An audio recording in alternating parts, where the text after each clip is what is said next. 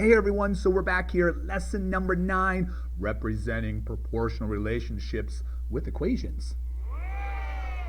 All right, let's not get too excited here. It's what we've been doing, people. The equation part, the y equals kx, all right? No, remember, the equations are good because we don't have to overanalyze what to do every single situation. So if we've got an equation, we can use it over and over again.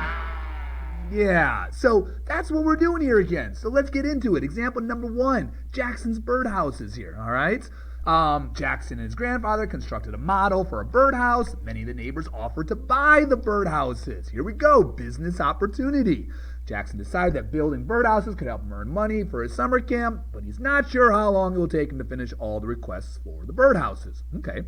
Jackson can build 7 birdhouses in 5 hours. All right. Write an equation that will allow Jackson to calculate the time it will take him to build any given number of birdhouses, assuming he works at a constant rate.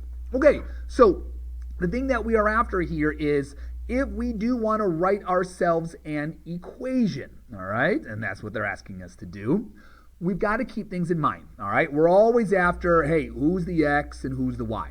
So we've been talking about, well, what comes first, what comes second. We've used things like, I'm thinking I lost a word. All right, there's a word I want to use there. Input and output. There we go. Again, a lot of varieties here. The phrase we're coming up here today is what we call independent and dependent events. So the independent is our x. So it's simply what happens. The dependent, it's kind of like the word itself. If you depend on something, that has to happen first. So for example, as a young child, I was dependent on food from my parents. I really had no other way of getting it there. So they had to get the food first, and then I can eat at home.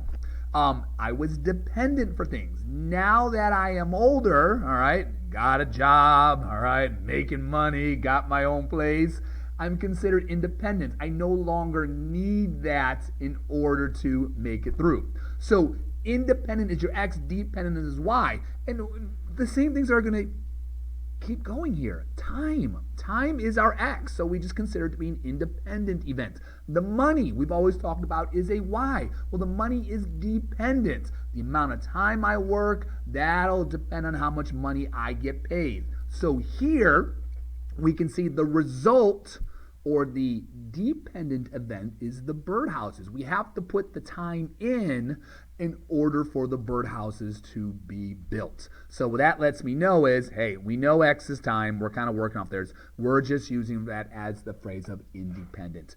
Whereas the y is the dependent. It's the result. It's what comes out at the very end. So in this case, it would be the birdhouses. So, all right, I know constant is the y divided by the x. They told me that I've got 7 birdhouses. So there it is. Write an equation. Okay, I got you. Here we go. There it is. Y equals 7/5 x. And again, this is good because from a business standpoint, we're not trying to resolve the problem over and over again. We know that this is our equation. So how many birdhouses could he build in 40 hours? Well, we know our time is our x. So that tells me, hey, we're just going to do 7/5 times 40. And again, we don't have to go back and reevaluate every single time. So, we're multiplying with fractions. I'll make you into a fraction. A little cross division, absolutely. And we're going to get 56 birdhouses. All right, so we can get 56 on there. How long will it take them to build the 35 birdhouses? Okay, so now that they've gave me the birdhouses, I can go back up and see, oh, that was my y. So in my equation of y equals 7/5 x, the birdhouses is the 35, so we are solving a one-step equation. And again, this is what we want to get you guys into. We are solving one-step equations.